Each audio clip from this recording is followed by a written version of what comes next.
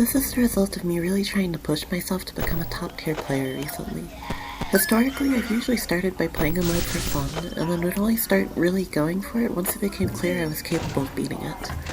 This is one of the first times I've just decided I was going to beat something, no matter how long it took. It took 28.5 hours and 17 live streams, but I eventually managed to pull it off.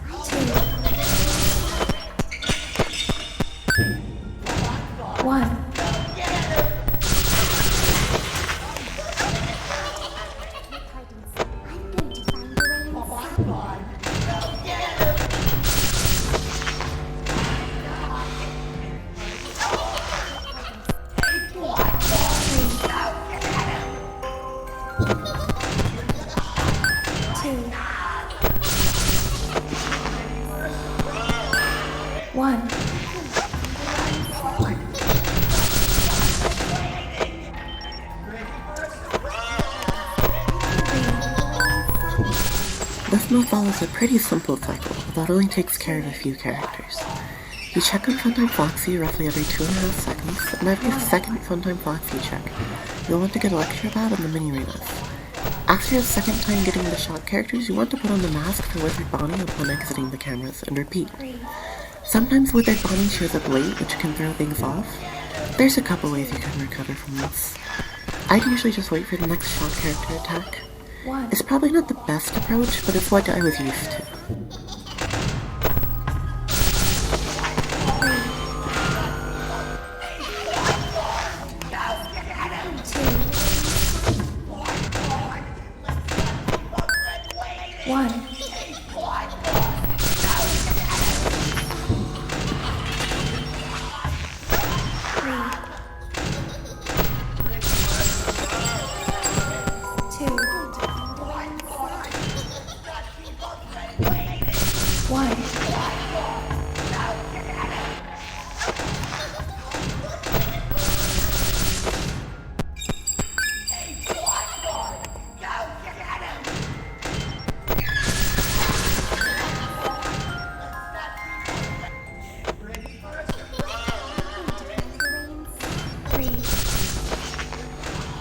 For build-up to this mode, I beat Super Golden Freddy in an hour or two, and then started working my way up to Hyper Golden Freddy, doing 1020 Hyper, then 1420 Hyper, and briefly trying 1720 Hyper before deciding to go ahead and attempt HGF.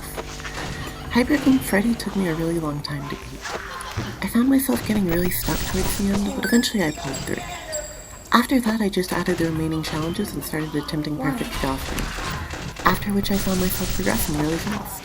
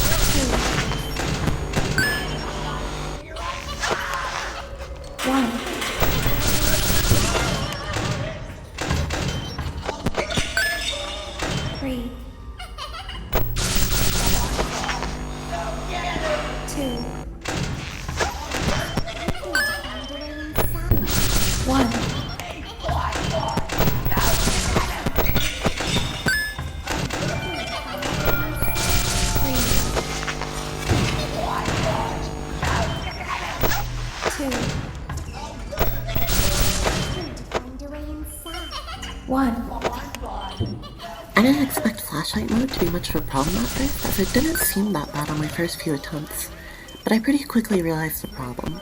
It's Freddy. You have to be standing in a very particular position to see his eyes at the door. Too far to the right and the flashlight doesn't reach the door. Too far to the left and he's covered by the mini-arenas. Combine this with Withered Foxy not letting you stand at the left side of the office sometimes, and I usually just gave up on manually checking the door.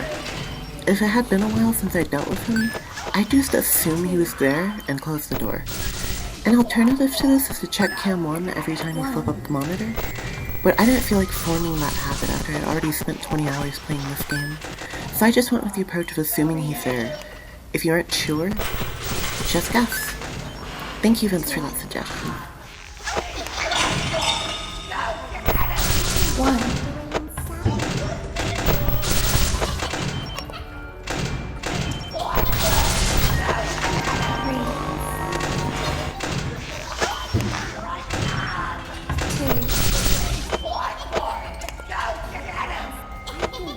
1.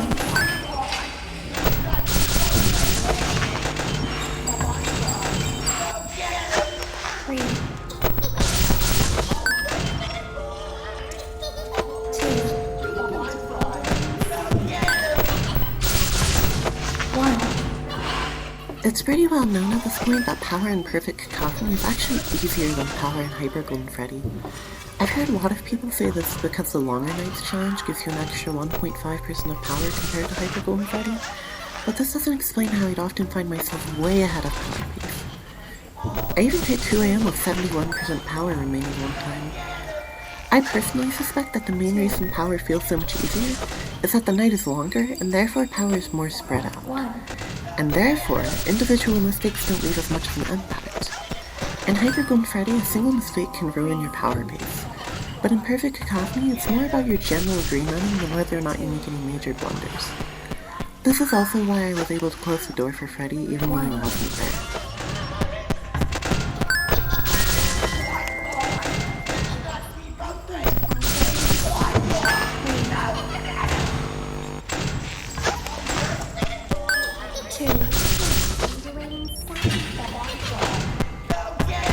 1.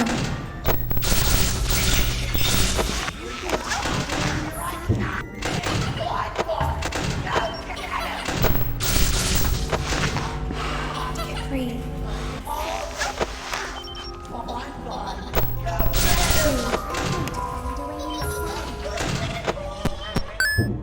1.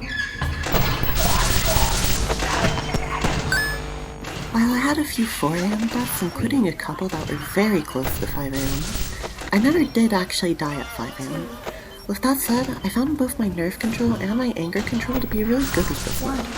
I just never got particularly nervous when I was far or mad when I failed, even on the late deaths. I don't know why this is considering how frustrated I got with Hyper Golden Freddy. With that mode, I felt like I was throwing myself against the wall for a while before I beat it, not making any progress. This was just a much smoother experience in comparison, I guess. 1.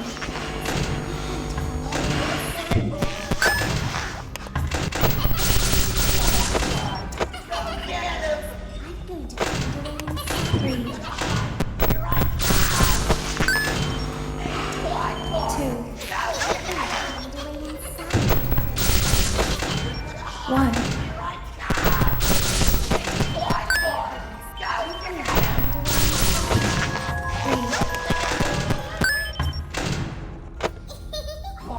2.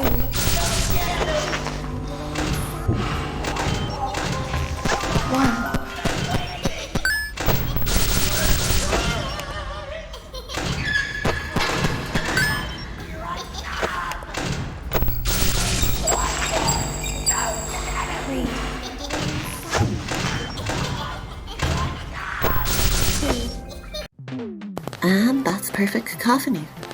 If I'm being completely honest, I don't even know if I can really say this is harder than Twisted 27. Does that mean Perfect Cacophony is overrated? Does it mean Twisted 27 is underrated? Honestly, I think it's a mix of both. Twisted 27 just gave me so much more trouble than I could have ever expected, and I think there's a good chance that if more people were to start playing the mode, they'd agree that it's at least a little bit underrated. With that said, even if this isn't my hardest main list max mode in my opinion, I'm still really happy with it. I enjoyed this mode quite a bit, and I feel like I can go quite a lot further still.